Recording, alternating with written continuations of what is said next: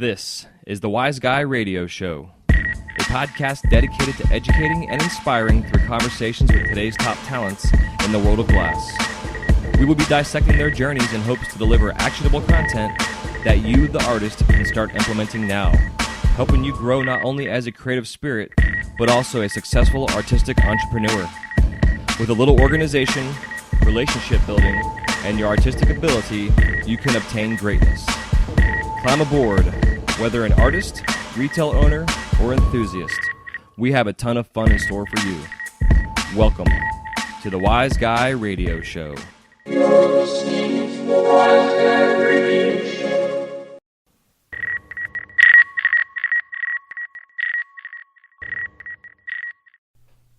This episode of the Wise Guy Radio Show is brought to you by Mountain Glass Arts. For the month of March 2019, Mountain Glass is offering their Boro sale. You can get Pyrex rod and tube at 45% off.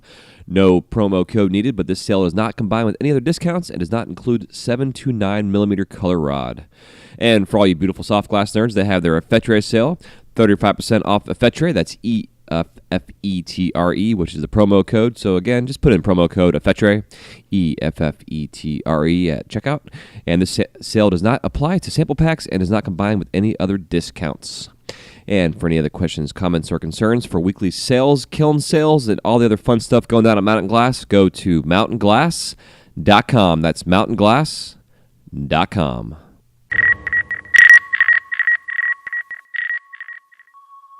Hey, what's happening? Welcome to the Wise Guy Radio Show, episode 211. This is your host, Jason Michael. Thank you so much for tuning in today. Today is a special episode. We got Wyoming MoFo on here. Those that follow him on Instagram know his recent story he's been posting on his feed, and it's one of the main reasons I want to bring him on here, besides the fact that I've been a huge fan of his work over well over a decade now, and his style and his uniqueness to his work. And me having this podcast gives me a chance to reach out to my favorite artists and chit-chat and then share their stories with you, which is what we are doing today. So it was a lot of fun getting to talk to him and just kind of bullshitting about life and glass and his beginnings. And then we got into the meat and potatoes of the real conversation, which is about the mental depression and struggles he's been going through over the last 6 months or so, if not longer. And without giving away the episode, just the importance of staying true to your head and understanding what you're going through and paying attention to it, even if it's good. What's the root of what you're going through. And it could be your diet, it could be exercise, it could be lack of both, it could be overwork, it could be just focusing on the wrong things, it could be too much drug use. I mean, all kind of stuff. There's possibilities. It could be a chemical imbalance. We all deal with some kind of something. And those that have been listening to the show for a long time understand that I as well have gone through my own struggles. And it's another reason I wanted to get this show going, was to talk about this stuff, because it's just so important. If this show helps just one person, this episode, that's my goal, and I definitely hope it. And as you can tell, my voice is shot. The last couple weeks, I've been noticing around 7-ish at night, my voice starts getting very tired. I don't know what it is. I'm hoping it's not something to do with my allergies, or I'm getting sick, or my throat's all fucked up. I don't really know. But I do talk a lot during the day with talking with guests, and today I had a class. I'd have a pipe making 101 course I'm doing. It's a 6-week class, and I have a student who's been coming over on Sundays, and we just did week 3 today, which was blowing bubbles, popping holes, and pushing bowls, working on 12 mil, and it was so fun because he told me today that now that he's at this point in the class, he now truly understands that this shit is not easy to do, and gave him a whole nother appreciation for trying to blow out an even ball of glass. It's not easy. Even though those of us that have been doing this for a long time make it look easy, we all know the hours and hours and hours and hours and hours and repetition of all the fuck-ups we've done to get to the point to make a nice, even, round bubble. So, that being said, I did a lot of talking today and just wrapped up my interview with Mr. Wyoming over here. And again, you guys can find him out there on Instagram at Wyoming MoFo, all one word. I'll have his link in the show notes and whatever is going on there. And last episode, I misspoke. I don't know what the hell I was thinking, but I was saying the gas conference was that week, and the gas conference is actually coming up this week, towards the end of the week here, the 28th, 29th, and 30th of March. And super excited to have this in my hometown. I'll be out there on Thursday.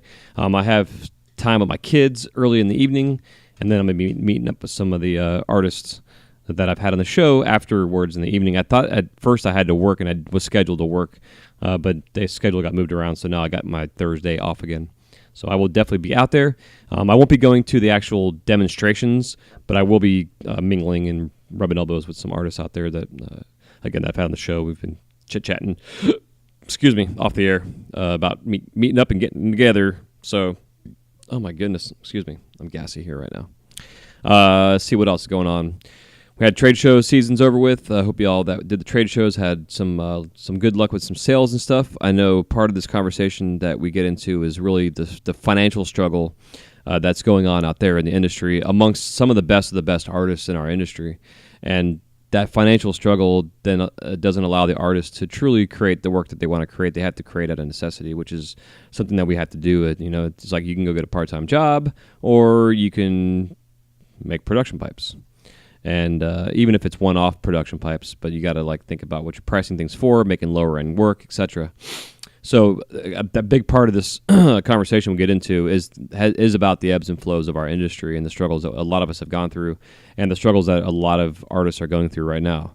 So just know if you are financially struggling right now in the industry and the way sales are, it's important just to make sure that you are putting a little bit aside, if you can, for the times of the year when it is slow, and really the times and seasons of trends and the economy. They could go in waves of every 5 years. 5 years ago, the influx in the pipe industry, people were making thousands and thousands of dollars. I mean, some people were making an annual salary on just one piece. So it's just important to remember that if you do have a windfall that's a good one for yourself, to take a chunk of that money and put that shit away, because when the going gets good, it's good, but when the going is not going good, it is not going good. And our industry is completely saturated. The changes in the laws are happening. A lot of just weird things that are going on out there, and it's just important that you're prepared for when the times are tough. Dave Ramsey refers to it as a squirrel fund. Squirrels put their nuts away in the wintertime. It comes around, they've got nuts in the wintertime because through the whole summer and spring, they've been putting them away. So it's just something important to think. And if you do keep track of your books, you can create a chart and reference to previous year's sales and give yourself kind of an idea of what should be expecting for that month or potentially that week, even though it doesn't really work that way. A lot of times it's better to do quarters, but even monthly, you can go back and say, hey, well, how are my sales back in January of 2016, 17, 18, here it is 19. Are they going down? Are they going up? That kind of stuff. So it's so important to keep track of your shit. So if you're not, keep track of your shit. And if you need to get an accountant, because an accountant is very affordable and will save you thousands upon thousands of dollars and help you keep track of your shit.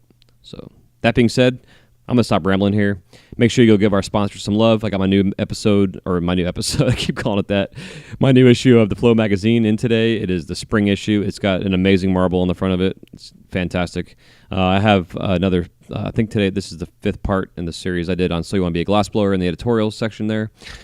Great tutorials. And again, if you ever are interested in having your work published, hit up the Flow magazine. They're a great publication to have your work put in. Obviously, you have to make sure it's good quality, your pictures are good, but if you ever want to get published, the Flow is a great place to start, and it gives you credibility in terms of a community of artists. And then also go check out Mountain Glass for all their sales they have going on, and make sure you are going to their website and you register for their register an account, because that way you can get their emails for their monthly updates and also their weekly sales. If you can also follow them on Instagram at Mountain Glass. You can also make sure you follow me at wiseguy_media on Instagram. And then you can follow my personal page at jmichaelglass, JMichaelGlass. And I'll have all that links and all that fun stuff in the show notes. And a big shout out to our Patreon wise asses out there. If you'd like to help support the show for as little as $1 a month, you can go on to patreon.com/wiseguy.radio. And again, every little penny really does help this show, because it does cost me every monthly a pretty hefty little fee to produce this podcast, as well as the time and everything else putting into it. And those that are on Patreon that earn our $10 a month level have exclusive access to video content that is only for Patreon members. Even though I have YouTube coming up soon, the YouTube videos that I will be putting up there they'll be different basically. But the content for the Patreon, again, is just exclusively for the Patreon followers. So again, if you have any questions about that, hit me up. And right now, if you can't afford to financially help support the show, you can always go on to your favorite podcast app that you're using and leave this show a rating and review, please. It helps the show tremendously. It shows iTunes that the show is being listened to and helps put us up in the rankings, which then again exposes the show to a larger, broad mass of people and exposes our industry and our community of these amazing, talented artists that we have to the masses out there in the world. So there you go. You guys take care of yourself. It's starting to get warm in some areas, so make sure the areas that are warmer than others, y'all are staying hydrated and getting ready for this blazing hot summer we're going to have here soon. And if you're in the cold, enjoy it while you got it, because summer is right around the corner. All right, I'm out of here. Love you all. Take it easy. Enjoy this episode 211 with Wyoming MoFo. We'll talk to y'all soon. Peace.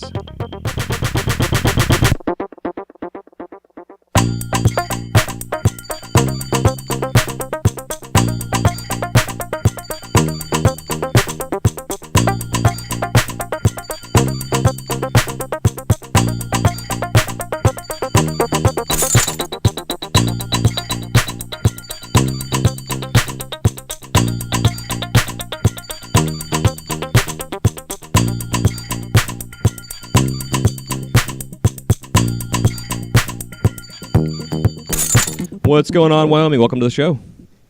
Well, thank you very much. Yeah, man. So just to kind of give everybody a heads up, my voice is shot. I don't know why. I just taught a class like an hour ago or so it might be part of the reasoning. But I apologize for my my crackly voice today. But that being said, dude, I'm so stoked to have you on here. For one, I've been a fan of your work for well over a decade. I think your style that you have is very unique, and it's something that you've been able to continue to do and kind of translate into different times of the periods of our generation of glass blowers and pipe makers, but also kind of evolve with the times of the industry and everything that's going on. It's been fun to kind of see this kind of consistency in your work, which I think for someone and as an artist to have a name, it's important to have that kind of consistency in a piece. Whether it's like Mike Luna and his Dragons, or you name it. That people have these things that we all do. And I'm appreciative of that, and for you to have that influence in my work as well, which has been part of it. And so that being said, I'm just stoked to have you on the show, dude. Awesome. Thanks, man. I'm really glad to be here. Yeah, dude. So this should be a fun episode. We're going to talk about your history and your background, the glass and what have you. And then we're also going to get into some topics that have been recent in your life that, following those that follow you on Instagram, have been seeing your very transparency, in a sense, on your posts. Talking about some things you've been going through. And it's so important for us all to have these conversations about our well-being and mental well-being, because if our mental health isn't good, nothing else in our life is good. And especially as artists, it's so important to talk about this shit. So I definitely appreciate you coming on here and being transparent about it too. Oh, no problem. Everyone goes through shit, so. Yeah. Ain't that the truth? So before I get side-railed, dude, if you want to get us started here by sharing your superhero origin story and how you were introduced to the flame. Cool. Yeah. Started, I think the end of 95. I was living in just outside Fort Collins at the time, and had I don't know if I'd call him a friend anymore, but at the time he was a friend, and he had learned how to blow glass, and he was, like 3 months before he started teaching me, I kind of conned him into giving me a job, because I knew he was making money, and he was one of those people. He would put me to work and pay me not what I was worth. So I don't know if he really taught me as he gave me the opportunity to be on a torch. And so I worked for him kind of for about 2 years, and he brought other people in, so there was I think there was 5 of us by the end of it, and we all just kind of taught each other, since there was no YouTube or internet or anything like that. Right. Yeah. And then I moved back to Wyoming. Like 98, I guess.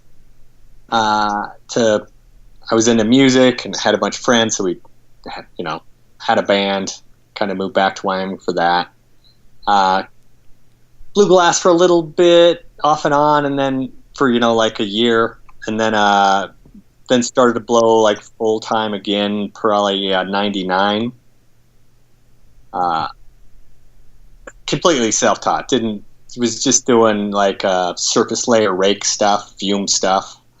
I, didn't wasn't around anybody to learn from peers, which really sucked.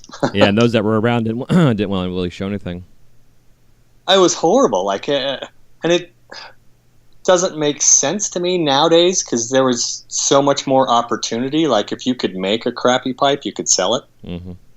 But people were so not wanting to tell you stuff at the same time, and it didn't make sense because they were still going to make as much money as they wanted to. Yeah.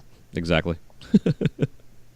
Moved back to Wyoming, just blue glass production for the next 13 years. Just bubblers, spoons, slides. I think I figured it out once that I made just over 30,000 pieces production-wise. Amazing. Sounds familiar. Yeah, and then the market started to decline because of imports and pipe dreams and everything. Just it was getting harder and harder to sell stuff, and I was about that same time off, I went through a horrible divorce and was trying to get out of making pipes completely. And I didn't have the internet, didn't have a smartphone for anything, and I was looking for classes to take. And I would go down to Denver once a month to sell work. And all of a sudden, glass was... Oh, I lost you, dude. Oh, cool. Okay, so now you're saying something about glass something. Oh, yeah. So Glasscraft started to have piper classes, and I was just looking for any class, sculpture classes in general that were near me, and I'm in the middle of Wyoming, so that's only Denver. Yeah. And so I was talking to a shop owner down there, Alan White from Smoke Signals, and he's like, and I'm like, I'm looking at taking these classes, and there's this guy named Salt that I've never heard of, and he's like, oh, you mean this guy? And he pulls out, a salt dry piece, and he's like, oh yeah, I'm on a waiting list for this guy. And I look at his pieces, and it was just like I'd never seen any work like that done before. So I'm like, hell, I'll take that class. Yeah. And this entire time I'm working on a Nortel with tweezers and no tools. That's about it. Maybe a graphite, something or other there. And I end up taking this class with Salt, and it completely changed my life. And I was just completely blown away by the amount of skills he has in general. And then he just gave me this nice canvas of frit over clear to where I can work on something and blow it up and not have to worry about how much money was costing me. Yeah. And that just completely changed what I was doing, because I really wanted to get out of pipes because I wanted to do sculptural stuff, and I didn't understand how to do that and make it a pipe. And that just opened my eyes to all this stuff I was really into. Right after that class, I was making lots of skulls, like cow skulls and sheep skulls and dog skulls and backbone bubblers and stuff, and it was awesome. Do you find early on your calling for glass was really more sculptural than functional? Early on it just did production, so I just kind of it was a nice way to live my life how I wanted to. I didn't understand anything about sculptural stuff. Right. But as soon as I had some sort of skills, or learned techniques where I could do that, I was just that's what I wanted to do for sure. Yeah, I'm very similar myself. 'Cause the guy I learned from was a sculptor at the Renaissance Festival, worked all clear and stuff, and then he introduced me to a pipe maker who was doing production stuff, and so I did the production shit for 13 years. But having seen this tease of this apprenticeship I did with the sculptural work, it was always something that I was drawn to, because I was really hoping he was going to take me under his wing for the sculpture stuff and not really worry about the pipe stuff at all. But again, when I was making spoons, it was kind of well, I can make a perfume bottle and maybe sell this, or I can make a pipe and know I can sell 100 of these things tomorrow, Oh yeah, yeah. I mean, and be on the torch the whole time and not have to, and not be stressing. able to sell what you were making and not have to worry about doing it as a hobby. Yeah, exactly. So is that after that salt class? I mean, obviously it's amazing though when you have you have a background, so you have a skill set, and then you see something new, and you're like, holy shit! It just opens up a whole new world to explore. And is that when you started? You're saying so you started doing your skulls and stuff. Was it kind of the direction you're heading towards when you really found like the piece that kind of made your name in a sense with? Well, I was just kind of like that was like the anglerfish was a fluke kind of because I literally just typed in weird fish on the internet because I was trying to make fish, some sort of fish pipe, but fish aren't a good shape for a pipe, like a water pipe. Right. Where an anglerfish it was great because it's like a tennis ball with teeth. Yeah. So that was just one thing where the very first thing that came up on the internet was an anglerfish, and it's like that I could make that into a workable thing. And you did. Oh yeah, except at first I was making like big bowls, like 18 millimeter bowls with them and swings, which I still have 2 swings. Yeah, what's a swing, huh? Yeah. No one know that unless they've been around for 9 years. Yeah, so funny.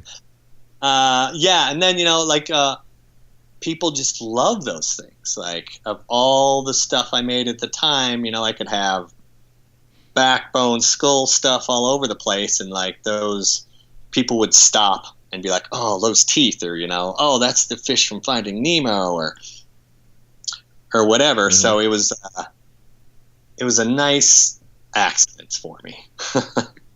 Yeah, and it seems like those ones, that's how they happen. It's like if it speaks to you, it's speaking to you, and that ends up becoming like almost your voice in a sense, I guess. Well, it allowed me to really work on one concept constantly and really refine it and figure it out. Like, because at first they just blow up on me constantly. And then, the more I made them, the more I could be like, because the teeth are just what makes the fish, and it's also what makes them crack at the same time. Yeah, I'm sure. I don't know. So it was really, it was really nice to be able to just really work on one thing and make my own character out of that. Because at first I was just trying to make them more realistic and kind of how they were, and then they would just slowly, every 6 months, they would just change and then change more. It was really a pretty incredible journey to have that happen. So I guess at that point in time, though, were you using a hand torch to really get things blended in smoothly, or was that down the road? I think at first, like, I was working on a Nortel major minor. I didn't have a hand torch. I didn't have any of those things. So I think at first I was I finally got a GTT, and so I could kind of figure stuff out. And then I took a banjo class and a Yushin class, and they were all using those little, smithies and stuff. And I'm just like, oh, okay, that's a nice tool to change my life. And yeah, that's what really, I could go in there and really clean up all the little kind of areas that I knew shit was going to crack with, or just fix those cracks that ended up happening. Yeah, it's amazing, dude. That thing's a game changer. I was the same way. I took a Joe P class, and I was like, why didn't I have this fucking thing 10 years ago? It's been available for as long as we've blown glass for, so it's so funny. Oh yeah. Well, I had like a 3, and I had a national 3A, but that's not quite the same. Yeah, I have one exactly the same thing. Yeah. Those things are horrible because they would the flame would never, it would just knock off all the time, and the knobs were so easy to, they were just a pain in the ass in general. Yeah, super inconvenient. Yeah, not a good torch. The little jewelry torches were the way to go for sure. So yeah, just all those little tricks to figure out how to get stuff to not blow up. It's amazing what tools will do. Yeah. So is that at the point though, like taking the classes, you start adding more tools to your repertoire, like to your tool bag in a sense, when you start seeing like the influence of other artists out there? Oh yeah. Because I mean, I was in the middle of Wyoming. There's not a glass blower within 200 miles of me. So yeah, and also I didn't have a computer or anything, and I didn't glasspipes.org. I didn't have, so I didn't understand anything that people were doing at all. So I'd take a class and be like, oh, they're using this tool, or they're using a butter knife to sculpt, or smithy torch with a hornet tip or whatever tip someone was using at the time. Mm-hmm. Yeah, and it just completely, every time I'd go to a class, I would end up buying a bunch of stuff if I could. I went from a pair of crappy tweezers to nice tweezers and a nice Smith torch, and whatever tool I can get my hands on, to tell you the truth. Yeah, absolutely. Yeah, it makes such a big difference too. Because like I know early on I was like all about being like caveman style and just blowing glass with gravity and my breath and my tools, a little bit of like you're saying, like a graphite paddle and a 4x4 square pad for my bench top and a bull push, and I was good to go. Oh yeah, I was in such a dark ages. I didn't know how to pull points or flare foot or anything, so I would just chop up like 28 into thirds and just make like that. Nice. I thought 1 inch and 9.5 was all that was available for me to use, and then I got the catalog and access to the internet, and I was like, oh my god, what have I been doing? Yeah, I was at least lucky enough to where I'd go down to Denver like pretty much once a month and go to Glasscraft, and kind of, if I was lucky, I'd be able to go and look at all their stuff. Yeah. It's like I had to go. At least I was close enough. 300 miles away from Glasscraft, but that place changed my life. Like met a lot of glass blowers there, took a lot of classes there. It's a shame they closed down. Yeah, I had heard that. I was actually out there a month ago now. I guess it's been, and D&L I guess is the new jam out there for supplies and stuff. But I'd heard about Glasscraft not being around no more. Oh yeah, they were. They were the distributing company of where I was from, kind of the West, and they did have some classes and stuff. And, you could go out in the parking lot and talk about pipes. You couldn't talk about pipes in there. Oh, interesting. That's funny. But then, managed, like they got sold off, and then another guy started to manage the place. And he was a piper. So he started like getting all the pipers to come and teach classes there, which was a huge thing, from going from you couldn't even talk about a pipe in that store to now the best pipers in the world are teaching classes there. It was awesome. Yeah, that is. It's cool to see that influence happen across the country, with all the other studios and the Cornings and, what have you out there. Who would have thought? Yeah. It was such I think that was like the big explosion of sharing information and getting out there with a pipe name, to where you felt free enough to like kind of throw yourself out there, but of course you really couldn't. Right. But it really lit the fire of all sorts of stuff, and then like the Colorado projects were starting, and just this whole a community forged that, like that was just all of a sudden we were coming together in large groups to do stuff. It was really crazy. Yeah, it's awesome to see it. I've been watching it from a distance myself here in Florida, but it's still been part of being part of the community still, and communicating through with social media and whatever with everybody. So it's been cool to see, and then to see the different coasts now are growing in their own little group communities, and then you get like Glass Vegas or Glass Roots as a trade show together, and everybody's together in one place, and it's chaotic. It's awesome. Oh, it's awesome. Yeah, I didn't do a trade show until I don't know, or 2010 probably. Okay. And I was so out of the loop of the pipe community, not having the internet. And so, like, I remember, going to Age and just being blown away by being surrounded by that many pipers that were friendly. So I went crazy for a couple years, just like, hey, you're awesome, glad to meet you. Making an ass out of myself, I'm sure. Oh yeah, that's what it's all about. Oh yeah, it was great. I mean, I made so many friends through trade shows of just being able to hang out with this community that I didn't have for 13 plus years, and then all of a sudden it exists, and they're allowing some guy from the middle of nowhere to just be in the midst of all this, with at that time pretty limited skills, really.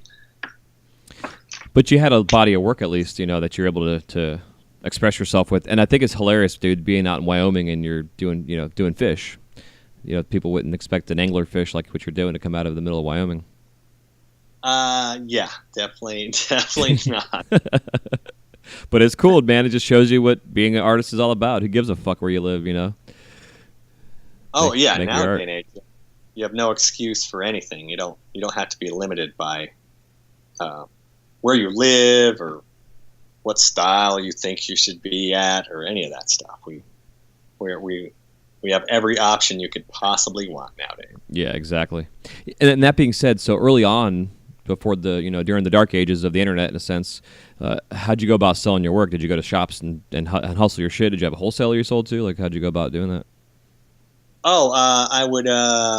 When I very first started out for myself, I'd go down to Denver every 3 weeks. Like Colorado in general. So I'd go from Fort Collins down to Denver and hit every shop I could ever possibly find. Nice. I would hit a shop for years and they'd never buy my work, and then after 5 years they'd be like, cool, I like your stuff. Yeah. That funny. and so I pretty much just sold my stuff in the Denver and surrounding areas for those 13 years. Interesting, which makes it super exclusive too. Yeah, well, I mean, there was 60 shops down there at some point, at the boom of that first kind of glass pipe boom where everyone wanted a glass pipe and head shops were starting up and buying as much glass as they possibly could. Yeah. So, there was enough shops for me to go down there. Plus there was just less glass blowers in general. So it was a lot easier back then in certain ways if you could just go out and hustle. Yeah, exactly. Yeah, that's what it was all about. And then the day and age of that all changed with the internet and stuff, and before Pipe Dreams came up and the websites that were out there. I mean, I had one. We were all part of the shit out there and having access to UPS and sending stuff out, and it was just a whole another time. And then all of a sudden we went back to the dark ages and back underground. So, at that point in time with Pipe Dreams, like what did you do to survive? Oh, just scrambled by. Still did the same stuff. There was, I don't know, I guess the first 4 months after that were pretty dim. I'd go down there and sell $800 worth of pipes or something, and just talk to all the shop owners, and they were all scared shitless. And then just kind of, it just kind of slowly got better. People got more confidence that they couldn't bust everybody. I mean, in the end, there was more of us than there were people to bust us, so they couldn't do it. Right. Exactly. So yeah, just push my way through it. I think, and then that same point in time, the import stuff really, I think that was the almost harder to deal with. Because all of a sudden everyone's like, well, I can get a spoon for $2. Why am I going to buy your $10 spoon? Mm-hmm. So Pipe Dreams is easier for me to deal with than the next, I don't know, what year was that? Yeah, I was trying to think here. 2008, maybe. I don't know why I'm forgetting it. Maybe it was later. It was late. Yeah, I'm looking up right now, actually. Yeah, I don't. But yeah, that like, I guess at the same point that happened, imports happened, and that was just that combination was a killer. It's 2003. Yeah. So like the next 4 or 5 years was like a huge decline in the pipe business, kind of like what's happening nowadays. Yeah. You know, isn't it fucked up though too? Like how like the American pipe maker gets kind of, you know, scared in a sense. So we go back underground, but then like from underground, all the import shit rises. You know, and then it becomes like completely an influx through the entire country in all these little shops. And like you're saying, the attitude got to a point to where business became business. They weren't really caring about necessarily supporting the artists. They were like, I'm risking myself right now. I have to make the most profit out of whatever it is I'm selling. And I get that. Don't get me wrong. But it's been amazing over the last decade now to see how that attitude really changed to the, you know, and I know a lot of these shops at the time were also, they got into selling the spice and stuff, so they were making a shit ton of fucking money. But then that afforded them to then buy the showcase piece or the whatever, spend the money on the artist, and then the appreciation for the artists started to grow again because they had money to buy glass with. You know, it's kind of a weird cycle and things, and what it took to get to the point between social media and this new influx of a new quote-unquote smokable drug that these places were making hand over fist and fucking money, man. It was crazy seeing it.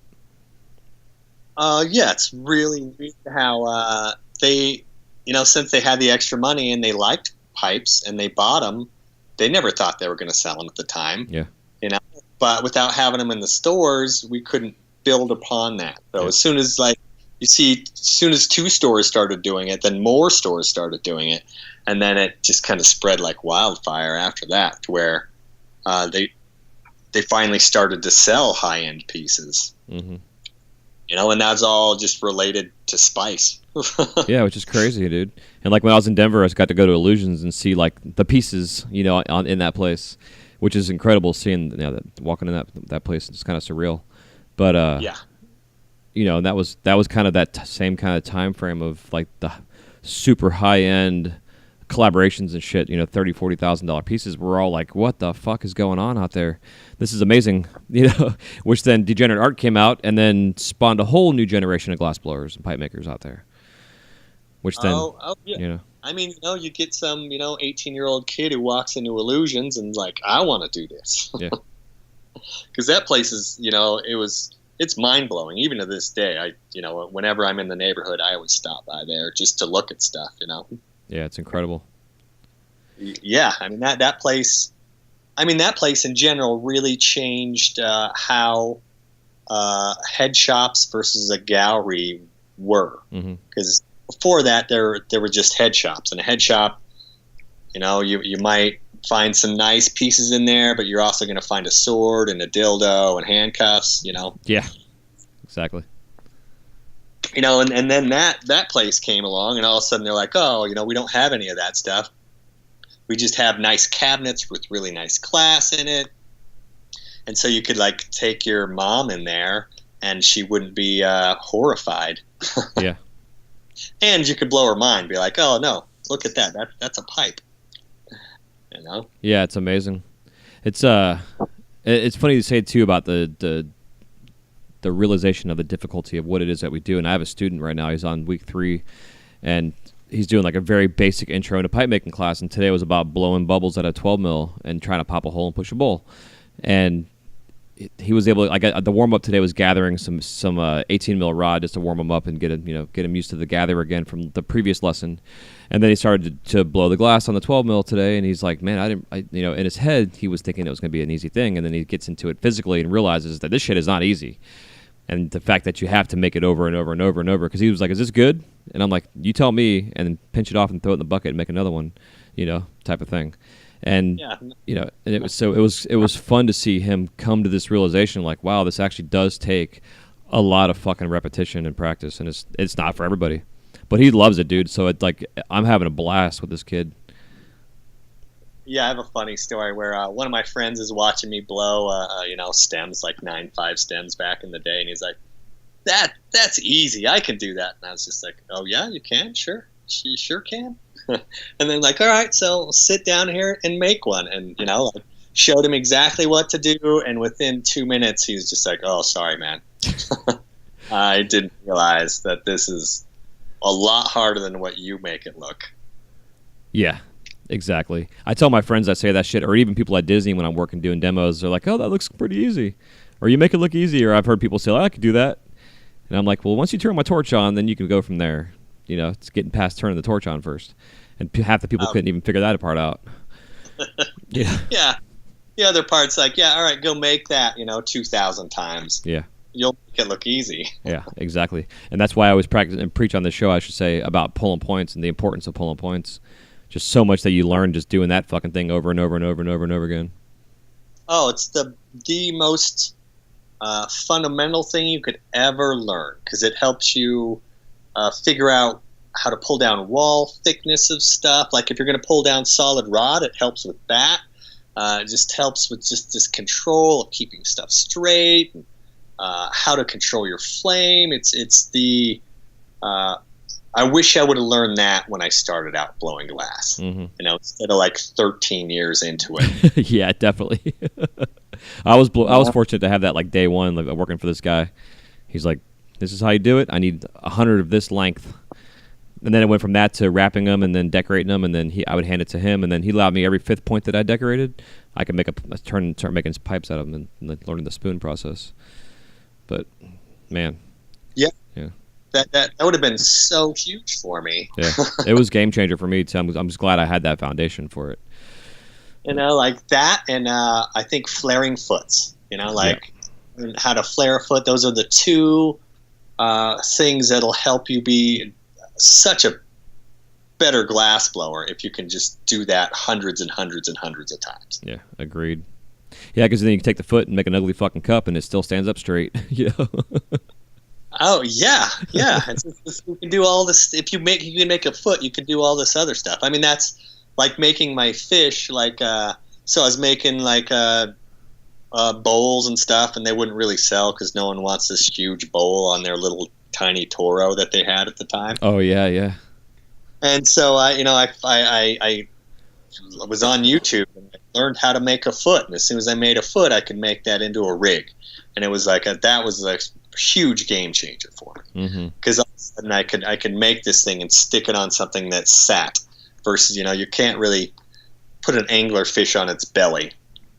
Yeah, exactly. It's so true. I didn't even think about that. And then also it helps you keep the integrity of that character too, because you're keeping it round like it actually is in nature. Yeah, just all sorts of stuff that like I couldn't figure out until I learned how to flare a base. Yeah, it's interesting. I never even thought about that with your work, seeing that, but it makes total sense now, man. Oh, it was the biggest thing, and I mean, to this day, I love flaring feet. It's my favorite thing to do. If I could do that all day long, I think I would. Nice. You think, though, I'm sure after a couple thousand. Yeah. Yeah, they're man, I love making those things. Well, I do demos for the Great American Teach-In every year. I didn't do it this year, but previous years before this year, I was doing it, and I do it for every single grade level. So I have to dumb down the kind of the narrative of what I'm telling the kids to for their attention spans. But that's the demo I do, is flaring a foot. And I get the frit, and so it's got some color to it, so they can really see it. But it blows their mind every fucking time they see this ball of glass, and getting popped and then flared out into this flat thing. They're like, oh my god, it's such a fun process to do. Yeah, it's like magic, I mean, and like especially if you do it without a tool, like it's magic. Yeah, exactly. I agree. Yeah, that's the hand skills, man. That's why I was also on here. I preach a lot about taking hot shop classes, because doing hot shop classes teaches you hand skills, and all those little hand skills lead back into making cup feet. Because all that centrifugal force and balance and speed and the proper heat and all that shit, you can really get good hand skills when you're dealing with a heavy pipe, in a punny or whatever. Yeah, I live in an area where that's just not a thing I can go check out. Yeah, I'm sure. Yeah, even in Denver, I can't. I know there was a couple hot shops down there, but nothing like where people went to. Nothing. Yeah, I didn't know about them, and no one I knew was going there really. So there's no reason for me to go there. Yeah, makes sense. But it sounds fun. That's for sure. Like that whole, and just soft glass in general. I would love to be able to work with something that you can work with for a couple minutes. Yeah, it's definitely strange. Yeah, it makes me kind of jealous. Like, oh, you can pull out a horn for that long? Are you kidding me? Yeah, man. Like we had this guy come. It was our first time having an outside artist come in and do a showcase with us over at Magic Kingdom at Disney, and do that in Murano. And he did like a warm up demo doing the horses on a single gather, and it was just amazing just watching. And I just stood at the bench from behind him and just watched him pull this horse out from a glob of glass. And it's just amazing the timing and the process and the refinement that he had. But you can also tell he had done that a fucking 1,000 times. There was no way he just pulled that out of his ass. Yeah. Well, I mean, that's what every soft glass blower has to make 1,000 times, right? I think so. Yeah. I haven't done one yet, but I definitely want to try it after seeing him do it. It's amazing. So amazing. Yeah. How do you get in the hot shop? I was for about a year and a half, 4 days a week, doing like 10-hour days in there, and now I'm there twice a month doing it. So I get my fix, and I can go back on the torch. Yeah, that's got to be a nice little break. Yeah, it is, man. I just make ornaments, nothing special. I'll probably start doing pumpkins as we get closer to fall, but nothing too crazy. I've done some bowls and vases and some other things in there, but really, right now, I'm still just on the process of just learning the cut, like because every color is different in the furnace stuff. It's so different than hot shop or than boro. So you gotta really know the alchemy of how things are reactive, and some colors are phobic to each other, which is similar in boro, but it's really important in the furnace world. So it's neat learning all this stuff. Yeah, I'm envious of that for sure. Yeah, if you get a chance, man, definitely, even if it's like a tandem glass blowing thing, make a pumpkin with another artist, type of shit. Oh yeah. If I definitely ever get a chance, I'll do it. Hell yeah. I'm not afraid of new things in glass. Yeah, it's important. I think that's why we've all done this for so long too, because we can expand our minds constantly, learning new shit. Oh, we're so lucky that you're just limited by your imagination. Yeah, good way to put it. Like not too many other people who have jobs can say that. They're pretty limited what they can do. Yeah, exactly. So I'm just kind of browsing through your Instagram real quick. I'll just get an update on what you've been doing. And these fucking bikes you're doing, bro, are killer. Thanks. They are. I mean, I think some of the best work I've ever made for sure. The weird thing about them is people don't know they're functional. That's what I think is badass about them. Yeah, I remember being at Age a couple years ago and just like showing them to people, and then like I'm like, oh, they're functional, and then the glass blowers or head shop owners or whatever, and they're like, really, they're functional? I'm like, of course they're functional. That's what I do, but they're a very interesting thing because people love them, but they're a hard sell for me. Is it because of the lack of it looking functional? Yeah, people don't. They'll look at it, whatever, and unless I actually physically show people how they work, they just automatically think they're not functional. Interesting. Yeah, and so our world, I don't think that people don't. They want functional work. And so they just because you can't really see the down stem in them. The handlebars come off to put the joint in. Yeah. So it's I love making them. And right now I haven't been making them in over a year. Since I moved back to Wyoming, I need some I need a chop saw and stuff to be able to make them because there's a lot of cold work that goes on in those things. Okay, I can see that. Yeah, for sure. Yeah, that's what makes them is the cold work. Because the first one I made, which is just the ugliest thing possible, was trying to make fenders and stuff, and like it just looked horrible.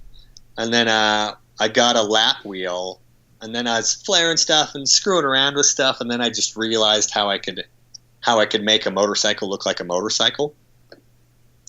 And then be able to hide little things about it and make it look like a motorcycle, because there's so many things you can do to take someone's eye away from them. Is like they don't have forks, but no one realizes that. Right. You know, and it's all these little flat lapped pieces that I hide how the tires are connected to the body and all this stuff. You know, yeah. They're fucking dope. Thanks, man. I mean, whenever I post them, they get the most likes out of anything I've ever made, ever. Which says something in terms of the that people are looking for and wanting. I mean, just like I didn't know how they function until I saw the purple one. Is that Purple Rain that you have, or Purple Lollipop, maybe? Purple Rain. Okay. Yeah. Where you can see how you remove the handlebars, and that's where your joint's at. Yeah. So is it a natural perk, or is it? It's a 2-hole. If you look at the fuck me in the goat ass. So your bottom that bottom tire is actually okay. I see what's going on.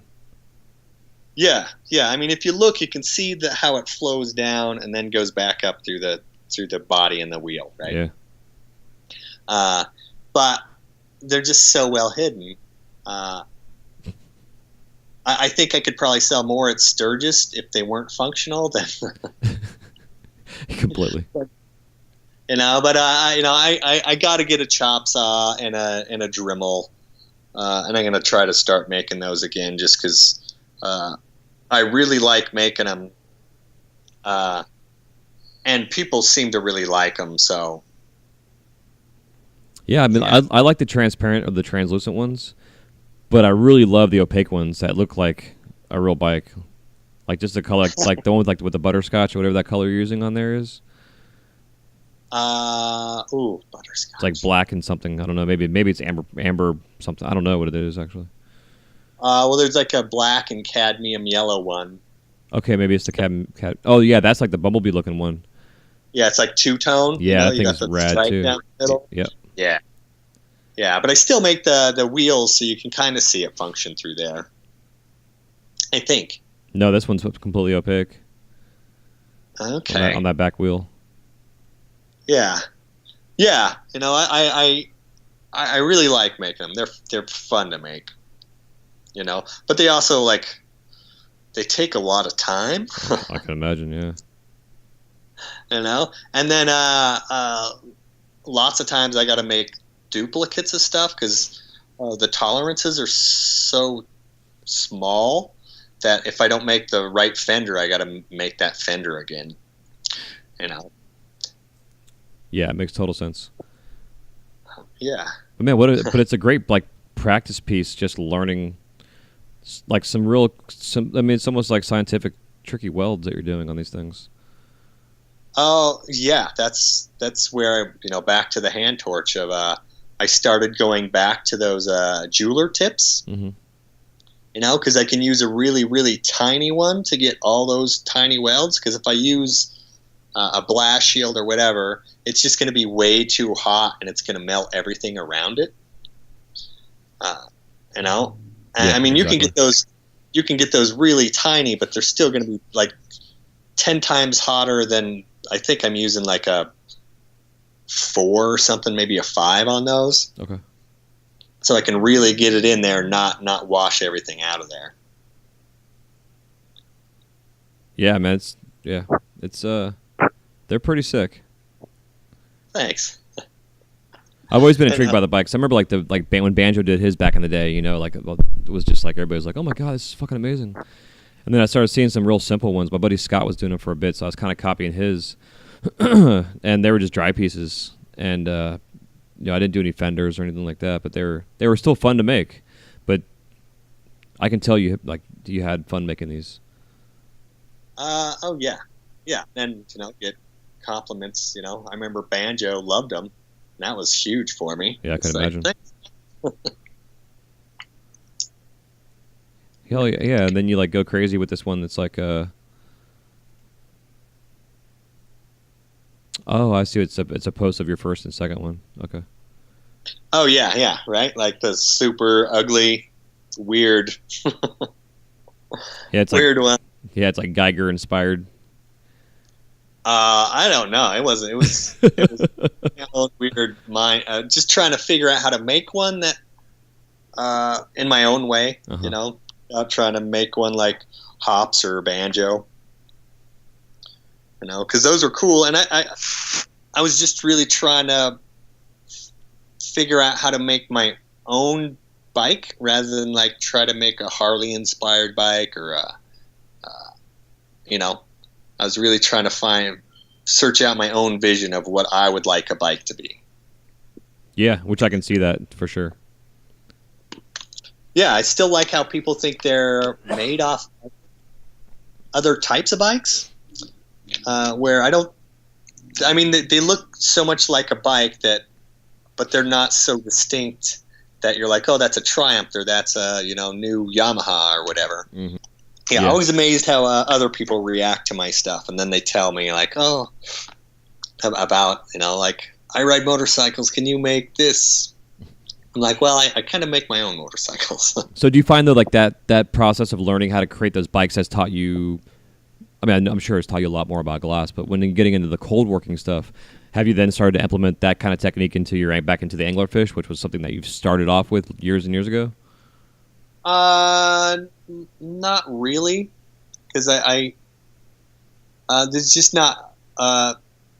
It's kind of the right tool for the right thing, where cold work for those motorcycles is definitely the right tool to do that, because I can make all these identical things and place them where I want to and not have to worry about stuff. Where on the fish, it's just they're so much more organic that it's just a lot easier to just completely do by hand. Yeah, I could totally see that. Makes a lot of sense. But I got a lot of ideas and stuff I can do where I can cold work it. It's where I really need to get a Dremel, and kind of start working with those because I can do a lot more tiny detailed stuff with that I just can't do with when it's hot and with a knife or something, sculpting stuff, Just watching how many people are doing Dremel stuff now and how you can really use that application on all sorts of stuff. Yeah, man, it's part of this thing, and I talk about a lot. Is part of what I love about this industry is all these little things and little side companies and side hustles and artists that have popped up out of nowhere that were inspired by our industry. Now having a canvas, in a sense that they can draw on, or even like the paintings that have been done for years. You have a glass blower demoing, and then you have a painter behind them. And everybody's being inspired, and this energy's flowing and shit. It's fucking rad. It's neat. Still going back to thinking 20 years ago, it's like I would have never visualized or had a vision of where things are now in the form of this art we're doing. Yeah, definitely. Well, if you just look at it, like we are emerging artists. Like I can't say 20 years ago I really saw a pipe that I would consider art. Mm-hmm. I mean, even if you placed like the nicest pipe I can think of 10 years ago to the nicest pipe I can think of today, art-wise, it wouldn't really relate. You'd just be like, oh, that looks like a newbie, Yeah, exactly. And it's just our progression. Like we started out as pipers. We didn't really know anything about art and concepts of art. And then we've slowly, first we just tried to make how can I make a fish and make it a pipe?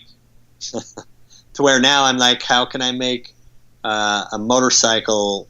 Or, I guess back in the days, how do I make a pipe a fish? Versus nowadays where how do I make a motorcycle a pipe? It's a big shift in how we think, how to make a piece of art, and then how do I make it into a pipe? Yeah, it's fascinating, man, because I always teach like function over form first. Doesn't matter what the fucking thing looks like, and then once you can refine your work, then it becomes the opposite. But the function is still important, because I know I've heard a lot of qualms out there, people that will have spent thousands of dollars on pieces, and they say the function sucks. Yeah, to have a straw, spend Or a straw. $1,000. Yeah, exactly. I made plenty of those myself, but nobody's ever bought one. Oh yeah, I mean, it has to function. If you're going to want decent money for a couple $100 for a pipe, it better function. Yeah. Because it's not there to be on your wall or be in your glass case. It's there to be used. Yeah, exactly. So that being said, I was kind of want to ask this earlier in terms of money talk. Do you have like a certain philosophy behind how you price your work, or do you find like there's certain standards that are set by, say, like a customer or something like that? I think, well, it's changed throughout the years. When I first did it, I had to figure out how much it cost me to make a pipe, how much I could, kind of break it down that way. And then the better and better I got, and the more, I guess, artsy or whatever I got, I started looking at my peers to see how to price stuff.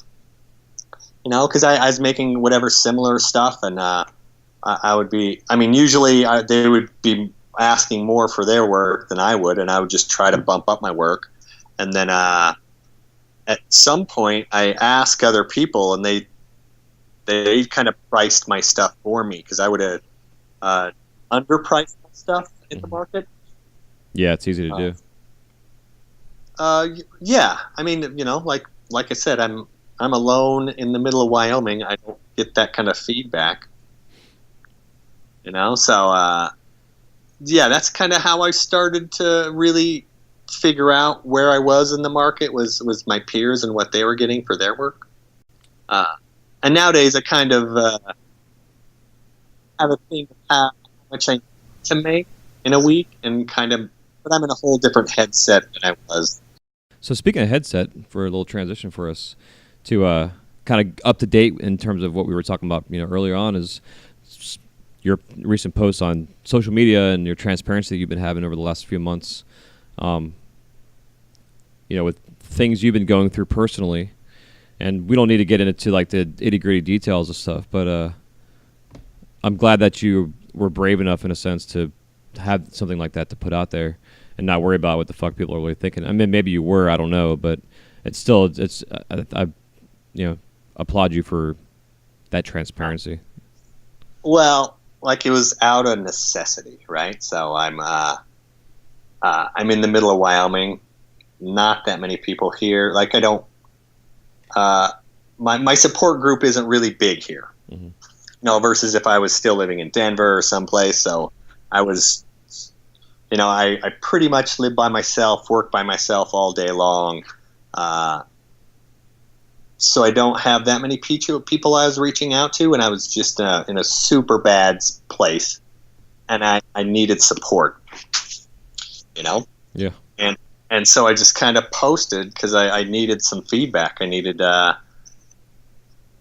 know that people cared, I guess, because like probably a lot of people, I just had a horrible self-esteem most of my life and never thought people liked me or cared about me in general. It took me just till recently to understand that people really like my work.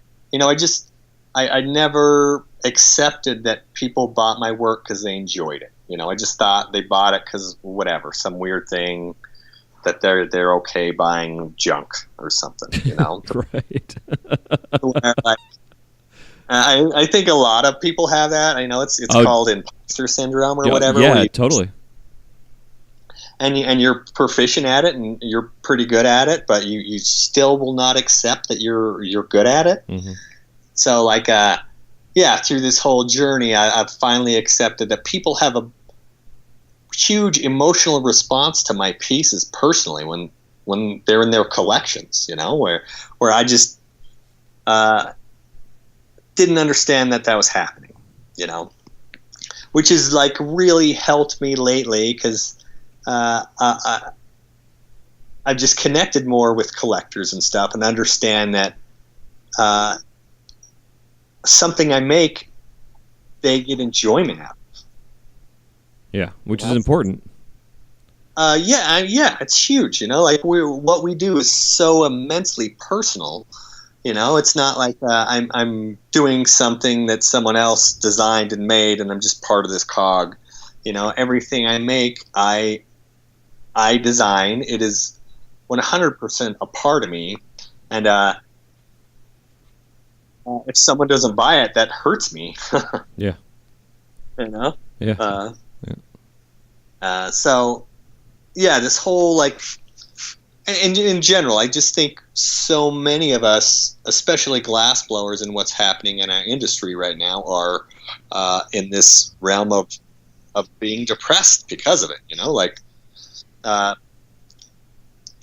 I've slowly, it's for the last couple of years, it's harder and harder to sell pieces, and at the same time, like nice pieces I've ever made in my life. Yeah. Such a weird. Yeah, the dichotomy of this industry is so weird right now. It makes sense because of how things have grown on the technology side with vape pens and that kind of shit. But at the same time, it's just like, I don't know. It's very strange. Well, I mean, our industry is this thing where it was this huge boom because rigs didn't really exist. So so all of a sudden, everyone wanted a rig, and then shops opened up, and we filled everyone got rigs, and all the shops got stuff in their store, and so we kind of saturated the market. That's just kind of what happened because it didn't exist before. It wasn't like regular tubes or water pipes or whatever. Mm-hmm. It was just new, and so we filled up this huge gap. But it's not like we're growing in users, Yeah. Whether it's legal or not, the same people who were smoking before it was legal. Yeah, exactly. So now, we filled up all the stores, and so they don't, there's no spaces left in their shelves, and stuff's just slowing down. And so I think just a lot of us are in this thing of like, we have to change immensely what we're making. Like I can't spend a week on something right now to make, because I need to make money in that week. I can't spend the week on one piece that might blow up, or I might not be able to sell for 6 months, and pay my bills. Like in general, a lot of us are struggling ego-wise. So an ego, you have to have your balance of an ego, right? If you don't have an ego, you're not going to put out work, But if you have too high of an ego, that's even worse, And so we're walking this tightrope of trying to make a living nowadays, and we were maybe spoiled in 5 years ago. Mm-hmm. Oh, I think so. Yeah, and I definitely know people who were making good money 5 years ago, and they're having to borrow money to pay bills. And that's big name people in our industry. It's not. Yeah. It's not just everybody. So like this whole thing, struggling. Each month. I mean, just my personal journey for the last couple of years. Every year, I've just made less and less money making stuff that I think is the best work I've ever made, and personally, like more stuff that I wanted to make. I've struggled a lot in my career, and now it's I've had to change of how I make stuff. A couple years ago, I would sell stuff and save enough money so I could spend a couple weeks on making something and have money. That's how the motorcycles made. Right. Yeah, it makes sense. Save up, sell a bunch of fish, make a bunch of money, so I have time to work on new stuff to do that. And now I have to plan completely differently of how I'm going to make new work that I haven't made in the past. And that's I'm struggling on really how to figure that out nowadays. Well, it's something because I'm on the same page with what you're saying. In terms of I took like the last year and a half off making pipes completely. Just went through a terrible divorce. I moved closer to work, kind of restarted my life over again, and I wanted to reinvent myself in a sense too, as with my glass at home. So I was like, fuck, I'm not making pipes for the next year, no customs, nothing. And now I'm trying to reinvent what I'm doing, but I'm trying to reinvent it into a industry that is either buying one-offs or that doesn't sell anymore. The one-offs don't sell anymore. It's it's weird. But because we both have that background of production, I think it benefits us to understand that if we got to crank out fucking 100 spoons today, that's what we got to do, and we can do it, no problem. Having that background knowledge, but trying to find something unique to make is the hard part. The important, the 100 pipes. Okay, what are they going to look like? They can't just be like everybody else's wrapping rakes and colored spoons. You know what I mean? It's like, can you take your little anglerfish and make dry pipes? Is that something that you do? Because like I've seen like you're doing like the fucking carb caps and stuff with them. As an accessory. Oh yeah, I've just the past year I've been just trying to figure out how to. I want to change what I'm making. I love making anglerfish, but I also need to develop more skills to accomplish things I want to accomplish in general, bigger scale. Mm-hmm. So the past year I've been, making pendants, like awesome that I made before. Making lion pendants and pig pendants and all sorts of stuff that are just completely out of my wheelhouse. And that whole progression of like starting out, not understanding how to make them better and better, how to change them.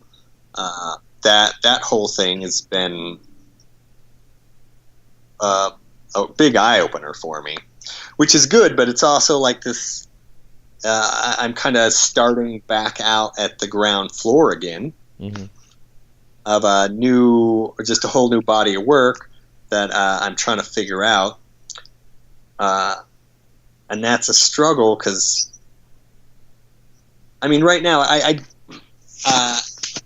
I'm just not very enthusiastic about glass. So I'm kind of taking a break by just slowing down how much production I do, and that involves having to take like a part-time job at the same time. Yeah. Just to relax my mind and not have to like be forced into, you got to make something you're not really enjoying doing in general to make a buck. Yeah. I don't want glass to be that. I'd like making things. I like coming up with new concepts. And so that's my struggle right now is how to. 2 years ago, I know what I want to make now, but I don't know if I could sell that. Right. Yeah, that's where I'm at. That's the same boat that I'm in. and I guess I have the benefit because I have a full-time job doing glass, so it's like it's a blessing in that sense. But that's still like my glass at work is my glass at work. It's not like my stuff, my personal art in a sense. So I'm in that same boat. But I'm trying not to have that mentality of like, okay, what can I sell? But same time, I got to be able to pay for the material I'm using and whatever else without dipping into my own money, my paychecks, But also, I'm at a point right now where I'm trying to supplement my income to make more money so I can continue paying my bills, So, yeah. That's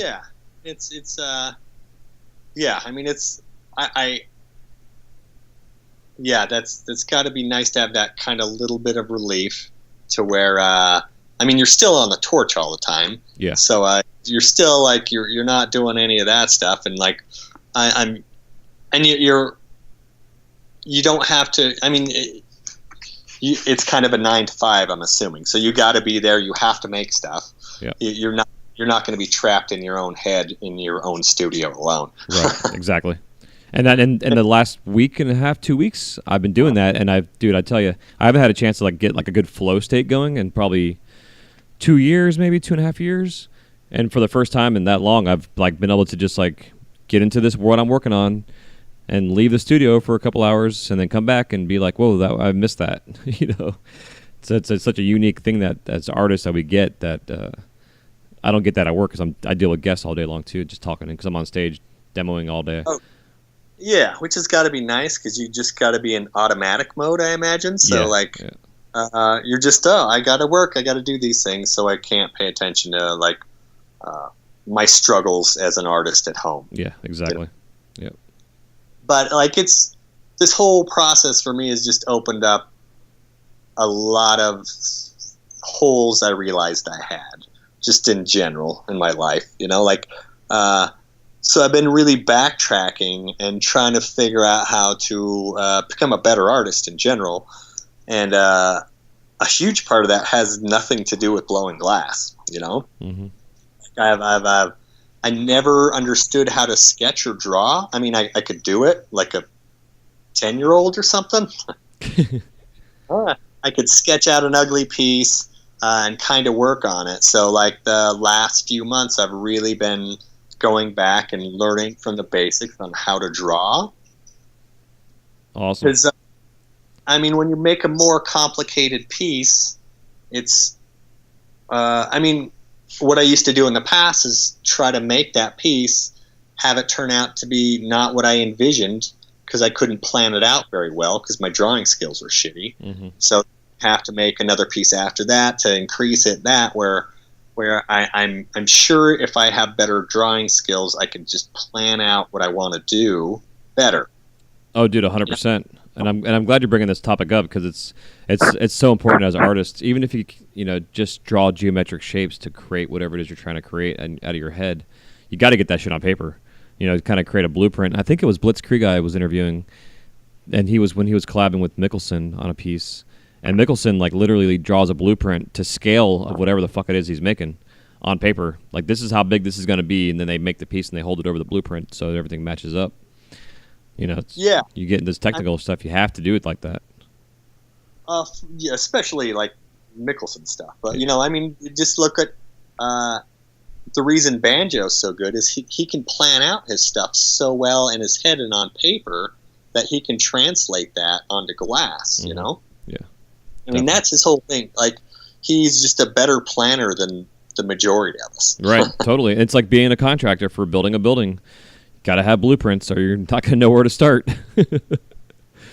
Yeah. So important. So like that's my, that's where I'm going back to be able to putting my focus in learning skills as an artist, just good drawing skills, for sure better color skills, because I kind of know colors, but not anything like other artists that aren't glass blowers, Mm-hmm.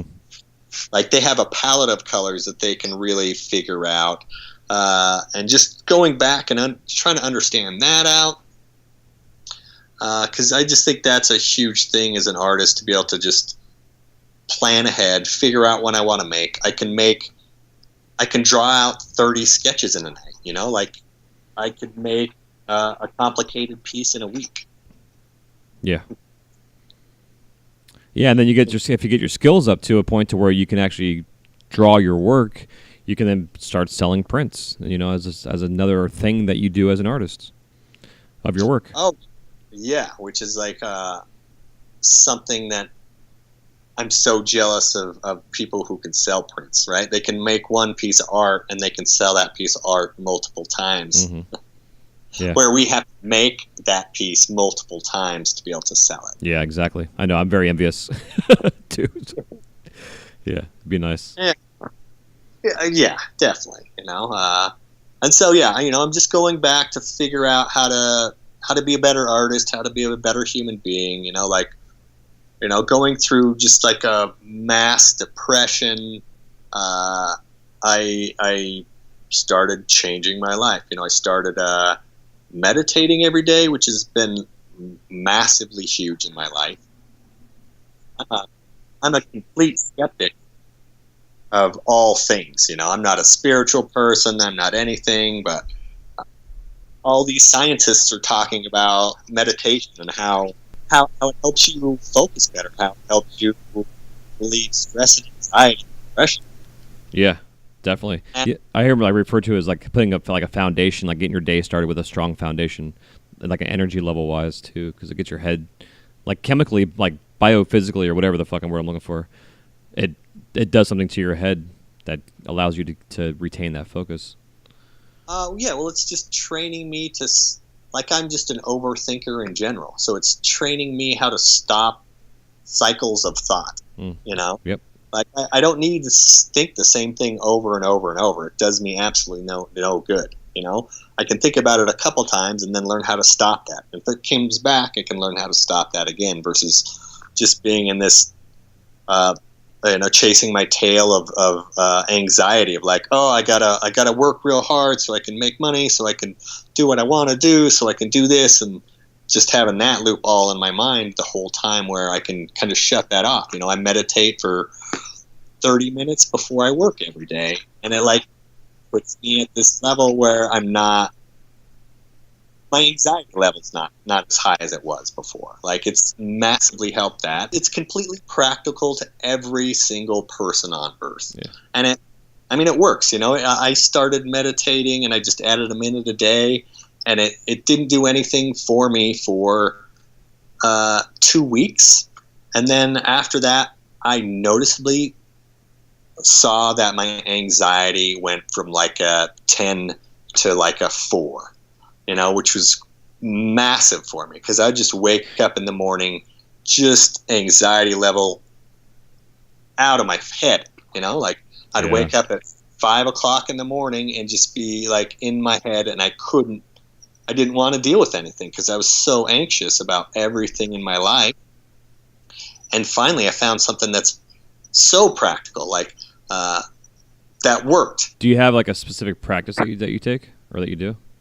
I do mindful meditation, but like there's a book called Meditation for the Fidgety Skeptic by, I think his name's Dan Harmon. He's an anchor on ABC, I think. So he had a panic attack on one of his news. Why he was in the news? Yeah, I heard a podcast interview with him talking about that shit.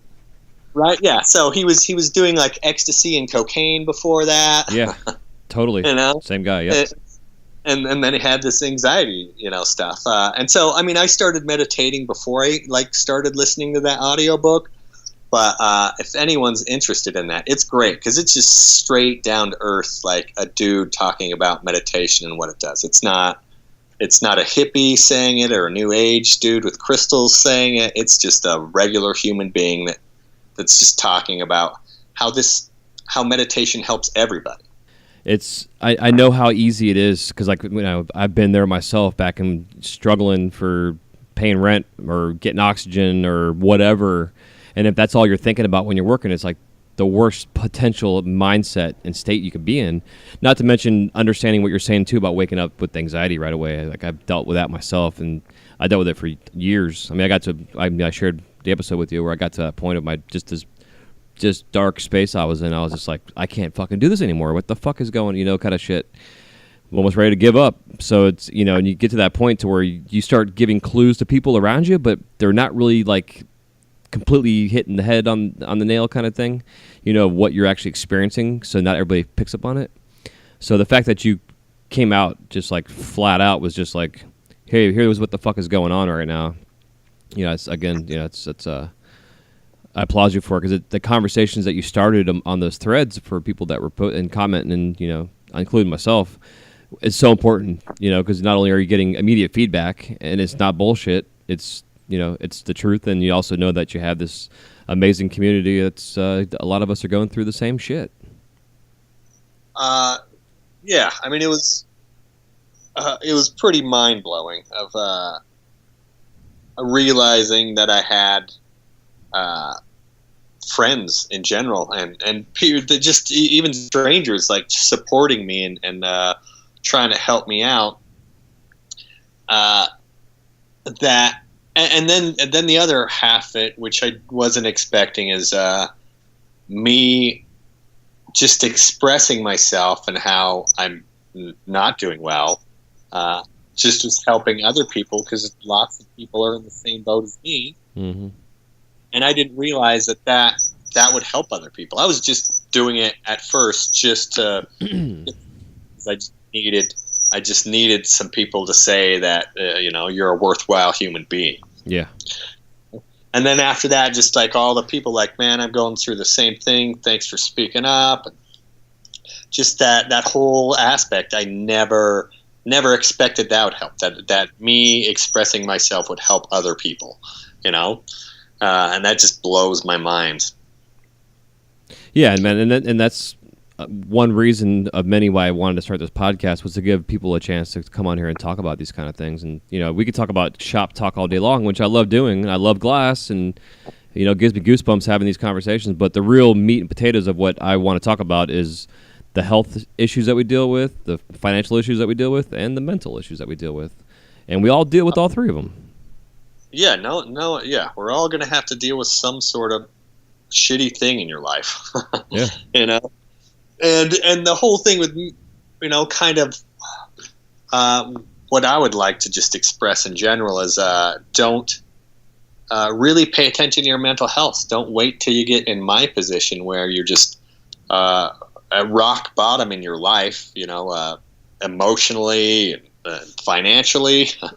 Like, you can start working on your mental health when you're in a good state, Mm-hmm. Like learn the techniques on how to deal with your life better, because it doesn't matter how well your life's going right now. You could still learn how to deal with things better than you are now. So when shit does happen, because at some point you're going to have your parents are going to die, or pets are going to die, or you're going to be in financial ruin, or go through a horrible divorce. I've been through pretty much all those things, and you're going to have to use techniques to help you get out of that.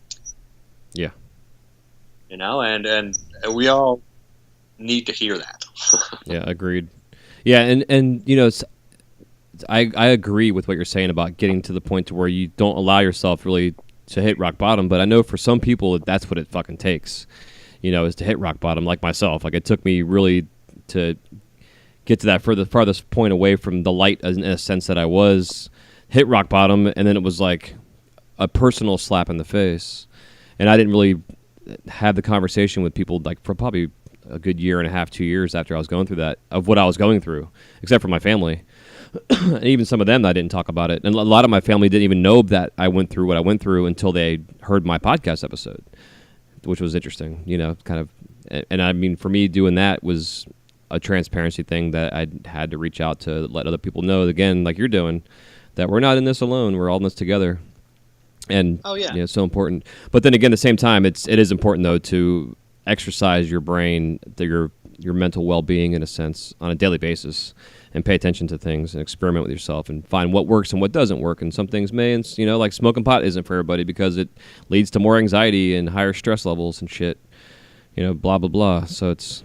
Or just escaping, in general. Exactly. Escape life through television or Instagram. Yep. Which is just unhealthy. We end up like hiding from things. I mean, this past couple years, I've just been on this, like declining, more and more depressed, hiding from life, like just going closer and closer to rock bottom. And I lost a relationship because I wasn't taking care of myself, like financially or emotionally. Mm-hmm. Like no one's who's gonna stick around you if you hate yourself. Yeah. And then you end up at rock bottom, and you have limited choices. You have a bunch of shitty choices when you're at rock bottom, and you only have you have a lot of choices, but like you can choose to just hide from your life, or you can choose to make your life better. But I've been working crazy hard at making my life better since then, and that involves a lot of things. Yeah. But I should have just made better choices before then, when I understood where I was going, because I knew I was not happy with my life. But it took a place I didn't want to be to realize exactly what that fucking meant. Yeah. And if I would have just learned some techniques, better techniques of like just understanding where I am emotionally, that would have changed my life a lot. I mean, I just wish I would have just dealt with my mental health so much sooner in my life. Like that's something we're just never taught to deal with. Yeah, I completely agree. It's like not one of the things we talk about in school. all of our ABCs instead of the W or the MW, I guess, in a sense. To help with mental wellness. I took geometry. That doesn't really help with my life when I'm going through struggles. Yeah, exactly.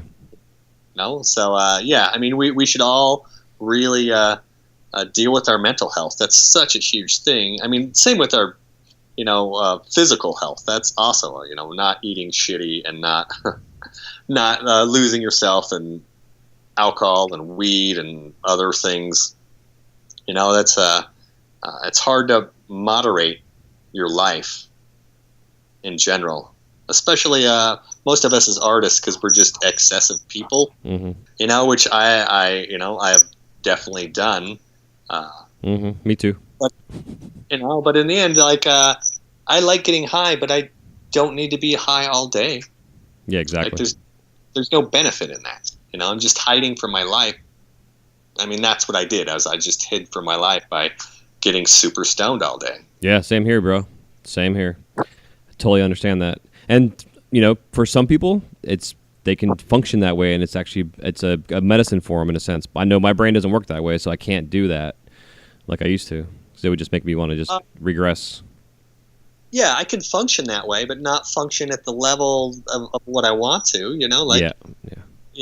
Just moderation. We all need moderation in all parts of our life. Yeah, agreed. Do you do anything else besides meditation for yourself? I mean, I know you're talking about the eating and, because pre-recording here, you're talking about this gnarly-ass lasagna you're making right now.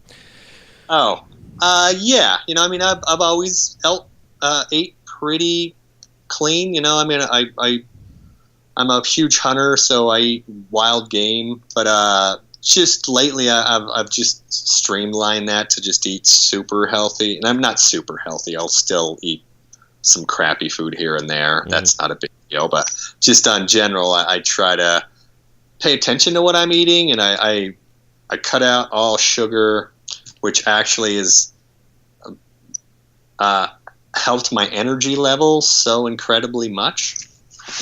I have a lot more energy than I ever had. And then I started working out every day.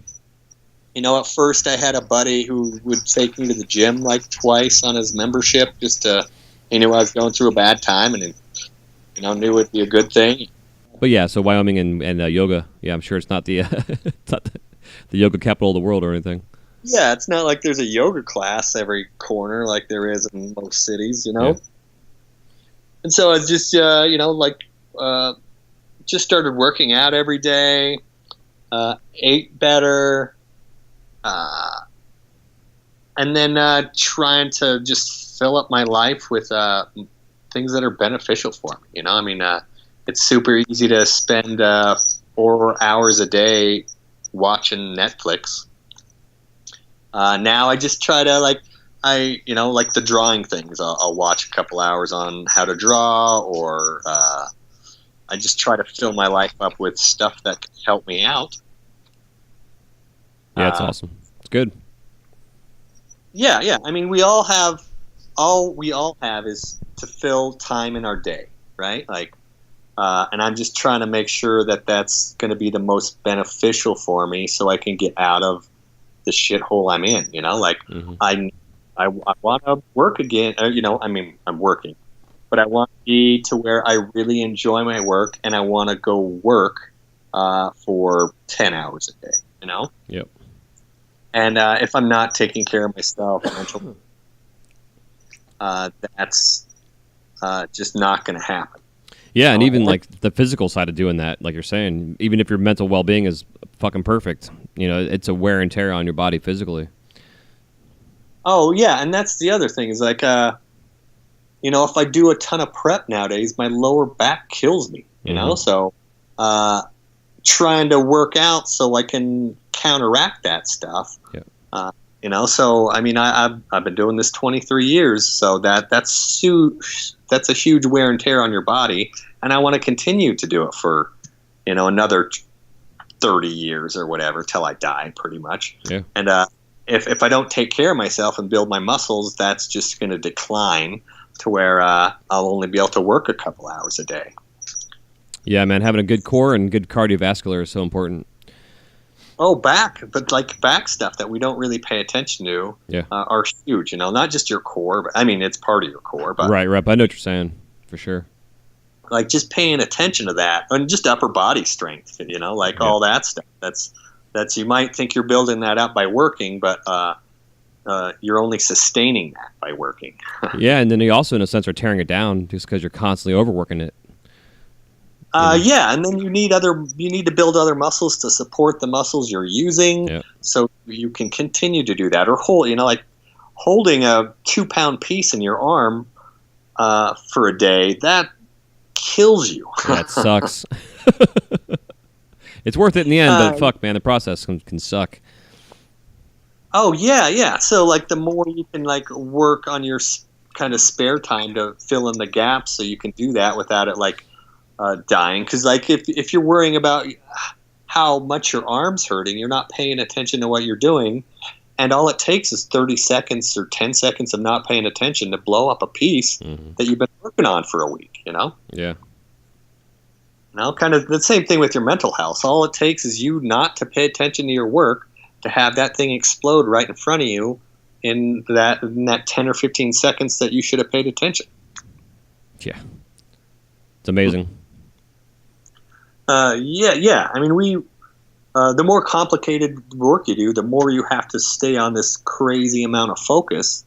It's kind of why I wish I just did straight production, because it could just be so mindless, and if you blow it up, your risk is so tiny it doesn't matter. Yeah, a week on something and then blowing it up, man, fuck. That's heartbreaking. Yeah, I mean it happens, of course, but when it's kind of your fault, right? Exactly. Yeah. Just like it's like doing all night marathons, blowing glass. That's always when I fuck up a piece. It's like, when I'm tired and hungry, that's when shit always gets bad. Yeah, it's so important to be mindful about that and understand when it's time just to stop. Because you can keep going, like you're saying. And next thing you know, you stick your hand in your flame, like I've done before, and you're out for 3 months because you should have been in bed. Oh yeah. I mean, that's just not. It's. I've done it. Most of us have done it. It's just. Sometimes it doesn't work out, and then it ends up being your fault. And then it's the worst. For sure. Oh yeah, it is the worst. I remember making a piece, and I think I dropped it on the way to the kiln, like right as I was going to finish it. Oh yeah, fuck. And it was just like, are you kidding me? Because I mean, most days now, if something cracks or something, I can usually fix it. Rarely do I have to like scratch a piece, especially like a complicated piece. I understand how to build it to where if a component does break, I can either replace it or I can fix it right as whatever happens. But that's only if I'm focused. Yeah. Yeah, a lot of times I had those issues where I just got to put it down and then come back to it the next day, just to kind of regather your head, on how to just approach whatever the issue is, in a sense. Oh, yeah. I mean, if I'm having just a day where I'm not paying attention to stuff, I have to do simple stuff. I'm not going to do anything where I think I'm going to lose something, where there's an immense amount of risk, Yep. Yeah, exactly. Hell yeah, dude. Well, I think that's a good spot for us to take a quick break and thank some sponsors. And then we'll come back and it'll be time for us to crash the kiln. Cool. I can dig it. This segment of the Wise Guy Radio Show is brought to you by the Flow Magazine. Right now, the Flow Magazine is extending their deadline for submissions for their marble and paperweight issue, summer 2019. They have extended their deadline until March 30th, 2019. And if you'd like to have any kind of marbles or paperweights submitted, you have to have this in by March 30th. Make sure you please include an email with 3 to 5 high-resolution digital images of all your glass art that you have at least 300 DPI images, and along with a completed submission form to theflow.maureen@gmail.com. Check the show notes for the link for that. And again, that is for anybody interested in submitting any glass, marbles, or paperweights into the summer 2019 issue. If you also would like to subscribe to the Flow Magazine, you can go to theflowmagazine.com and use promo code WISEGUY, that's WYZGUY, and you'll receive 10% off your annual subscription. That's theflowmagazine.com.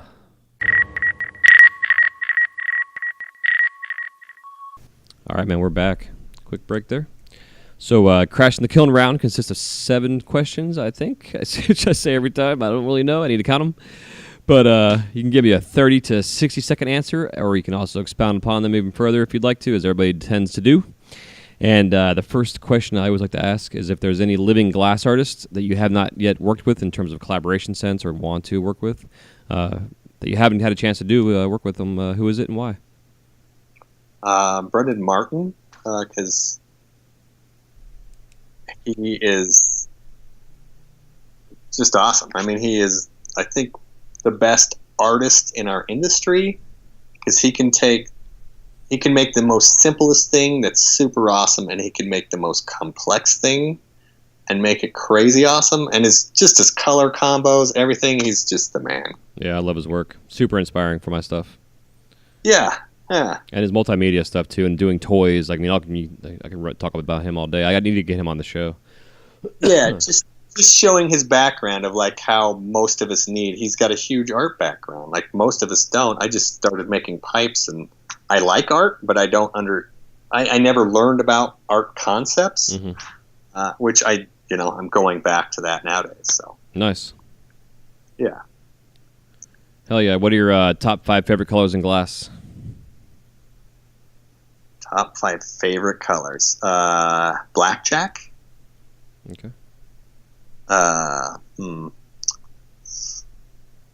There's too many greens to just narrow down one. We'll just say green. Greens. Green.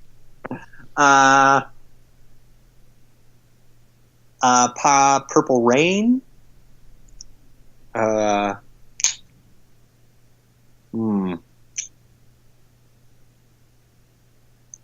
Cadmium yellows. I'm not really picky. Got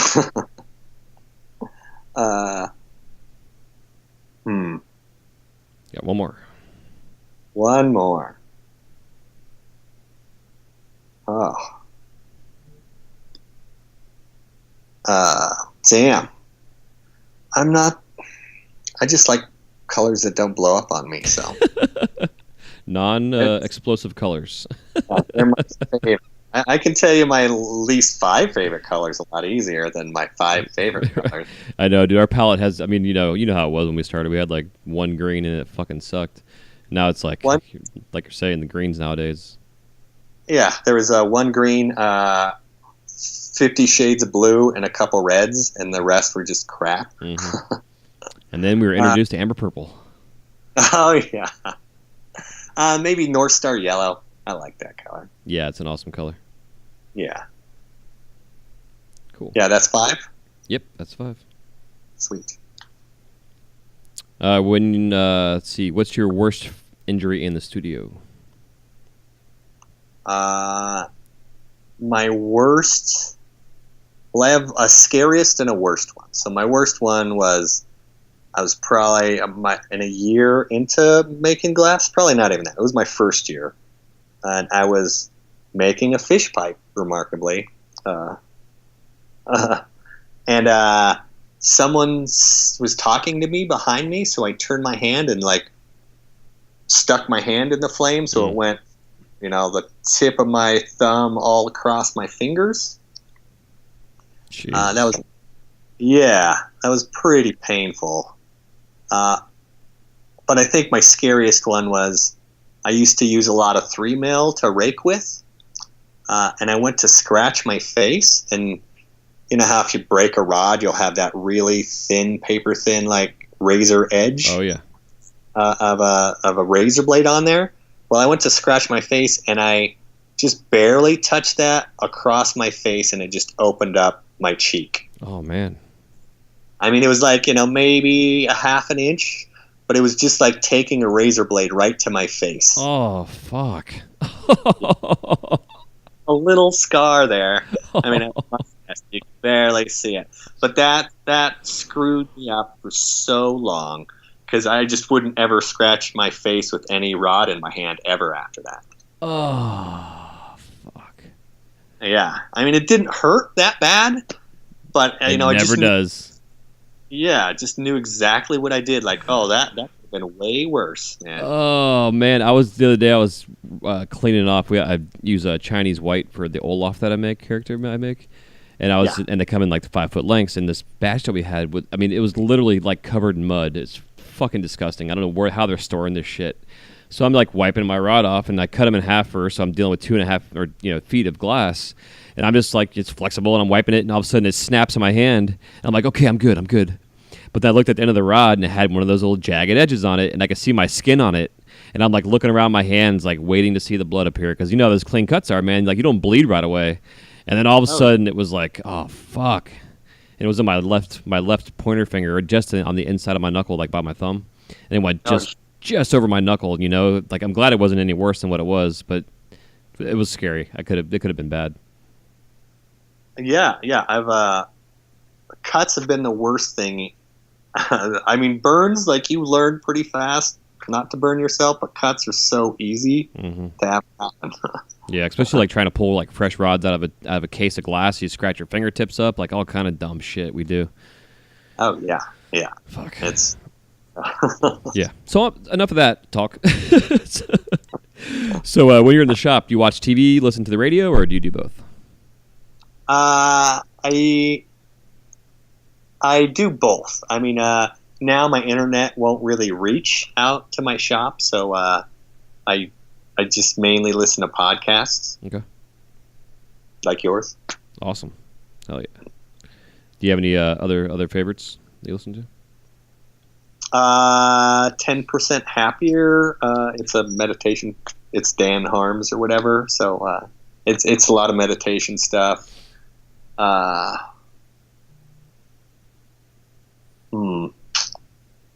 listen to all sorts of crazy stuff. Been listening to a lot of marketing podcasts lately, but I can't think of any other names.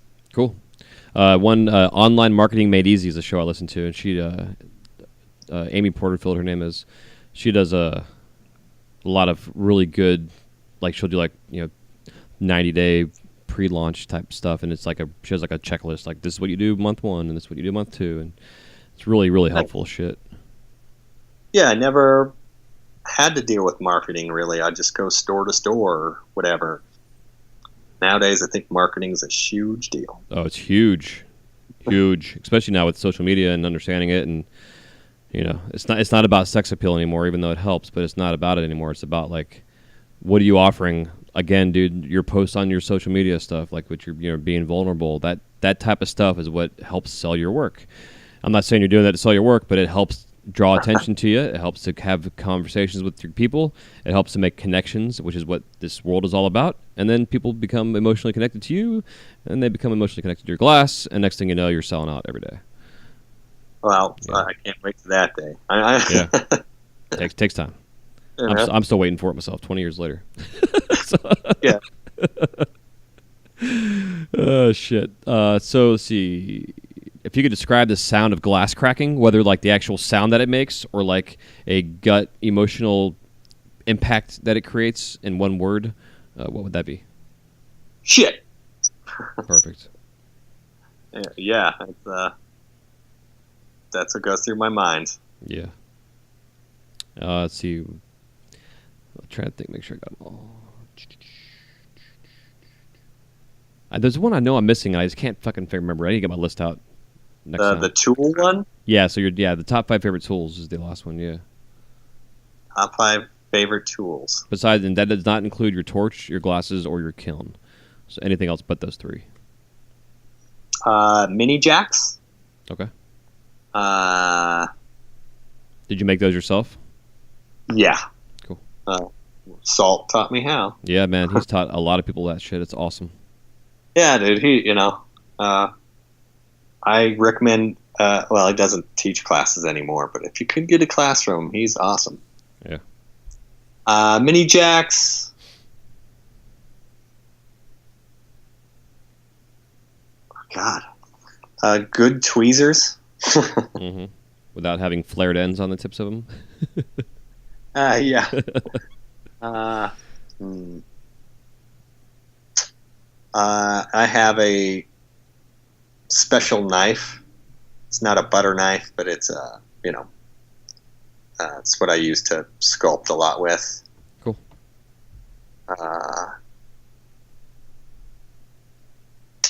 Oh, damn.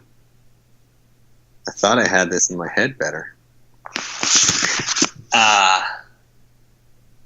Big jacks, also. Okay. That's what, 4? Yep. One more. Nice reamer. Okay. Do you use brass or graphite? Both. But I started to use my brass one a little more. I don't know why, though.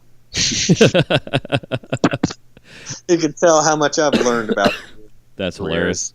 I've never actually really, on a regular basis, use any kind of brass tools like that for reaming and stuff, but I definitely know it's beneficial because things stay true instead of losing the size of it. Like a joint tool, for instance. It's ideal having a brass joint tool.